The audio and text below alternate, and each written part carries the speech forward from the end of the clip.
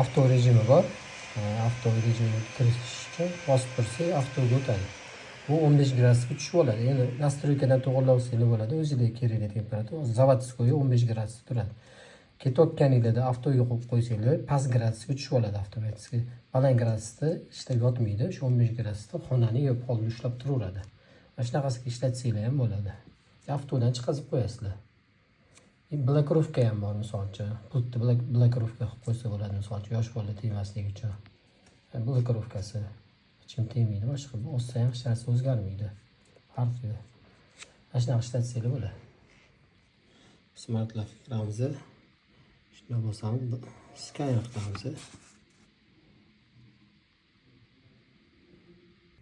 Bosib tursak Wi-Fi yonadi. Shu Wi-Fi orqali nastroykasini yoqamiz. Mana birga o'tkazganimizdan keyin Wi-Fi yondi. Keyin bitta добавить устройство qilamiz. Qidiryapti mana. Bluetooth yo'q qilish kerak bo'ladi. Mana chiqib keldi.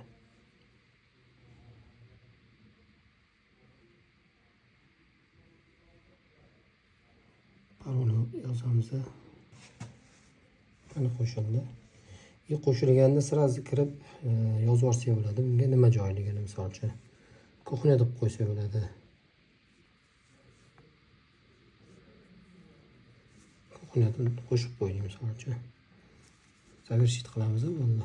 Qo'shildi. Telefondan endi boshqaraveradi. Telefondan boshqaraveradi. Pastga.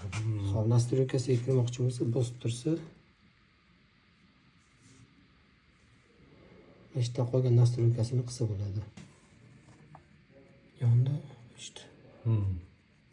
Hech narsa boshqaraveradi. Bo'ldi. Shularda mana yechib turib ishlatadigan narsa-ku, bu kerak bo'ladi. Bundan o'chirib yo'q bo'lmaydi. Yo'q. Bu yechib turib, mana mashina yechib turib, o'rniga birab turib, ishlatib, tozalab bemalol montajni anaqaga kerak bo'ladigan narsa bu.